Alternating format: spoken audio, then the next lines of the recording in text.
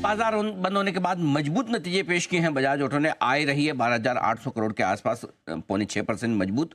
कामकाजी मुनाफा 2581 करोड़ पर आया है, हमारे अनुमान के मुताबिक 6% मजबूत। मार्जिन 20% के आसपास रहे, उम्मीद से थोड़े से बेहतर 30 बेसिस पॉइंट बढ़कर आए हैं। और मुनाफे में 2110 करोड़ का आंकड़ा है, 3% की बढ़त के साथ आता हुआ दिख रहा। आइए हमारे साथ कार्यक्रम में शामिल हो रहे हैं बजाज ऑटो के एग्जीक्यूटिव डायरेक्टर राकेश शर्मा साहब। शर्मा साहब, बहुत बहुत स्वागत है आपका, धन्यवाद हमें समय देने के लिए। नंबर्स अच्छे दिख रहे हैं इस तिमाही में, और खास तौर से अगर पिछली तिमाही से कंपेयर करें, क्योंकि पिछली तिमाही में तो आपको पता ही है नतीजे देखकर और शायद मैनेजमेंट की बातों को बाजार ने जैसा भी समझकर जो रिएक्शन दिया, उसके विपरीत इस तिमाही में रिएक्शन काफी मैच्योर और बेहतर है। बताएं सर, क्या खास बातें रही इस तिमाही में आपकी कंपनी के लिए? नमस्कार नमस्कार सर। अनिल जी।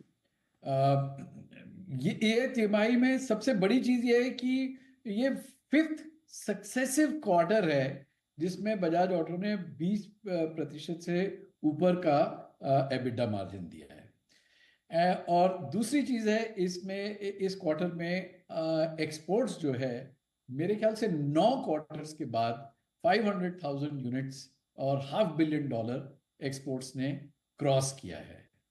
तीसरी चीज जो कि बहुत ही सराहनीय है हम लोग की दृष्टिकोण से, वो है कि हमारी जो नई सब्सिडरी है बजाज ऑटो क्रेडिट लिमिटेड, इसने शेड्यूल से पहले अपना रोल आउट पूरे देश में कंप्लीट कर लिया है।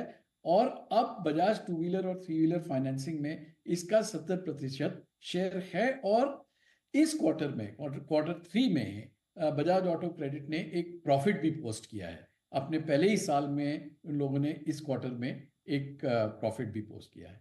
तो मतलब 2,500 करोड़ एबिटा और 2,000 करोड़ पैट के बियॉन्ड ये कुछ चीजें हैं, माइलस्टोन्स हैं जो इस क्वार्टर में सराहनीय रहे हैं। इलेक्ट्रिक बिजनेस में भी ये भी मैं मेंशन करना चाहूंगा कि दोनों इलेक्ट्रिक बिजनेस 2 व्हीलर और 3 व्हीलर, अगर आप एक साल पहले इसी क्वार्टर में देखें तो 2 व्हीलर में हमारा मार्केट शेयर 10% था। इस क्वार्टर में हम लोग 22% पे पहुंच गए, 12-13% का फर्क पड़ा है।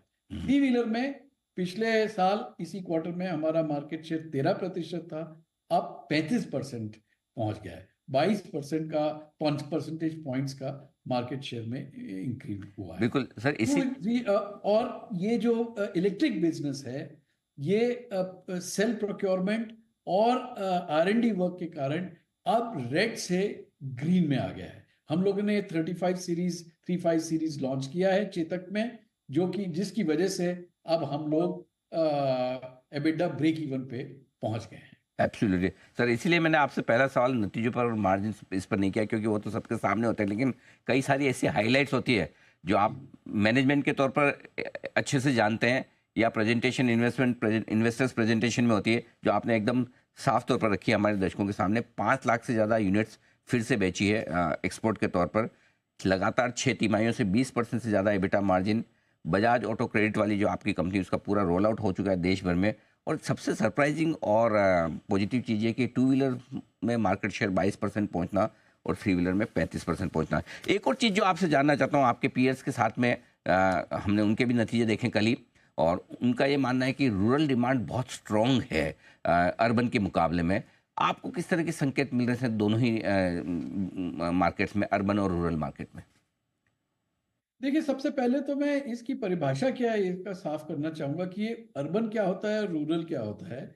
अगर आप देखें तो मैं इसको लार्ज टाउन और स्मॉल टाउन में चेंज करना चाहूंगा, क्योंकि अब जैसे तालेगांव पूना के पास है, अब तो तालेगांव रूरल है कि अर्बन है ये कहना बड़ा मुश्किल है। तो हम लोग इसको टाउन कैटेगरी में क्लासिफाई करते हैं। और पिछले कुछ 6 महीने से बात ये सही है कि जो बिगर टाउन्स हैं, मेट्रोज, मिनी मेट्रोज, बड़े शहर जो हैं, उसमें ग्रोथ कम है।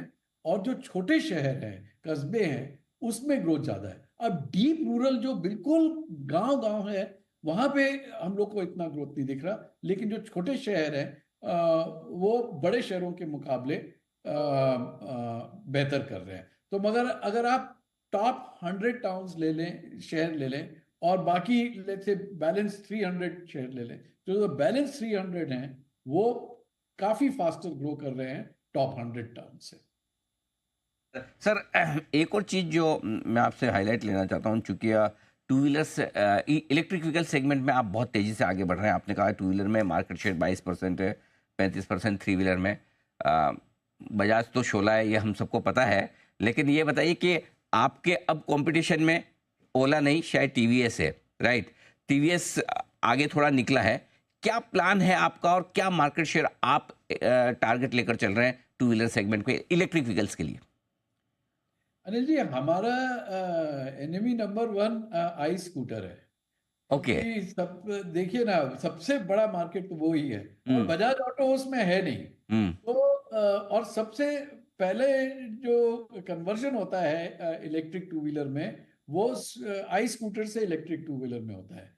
तो हमारा एम तो उसको डिस्ट्रॉय करने का है, हमारे इलेक्ट्रिक टू व्हीलर से। तो वो बहुत बड़ा मार्केट है।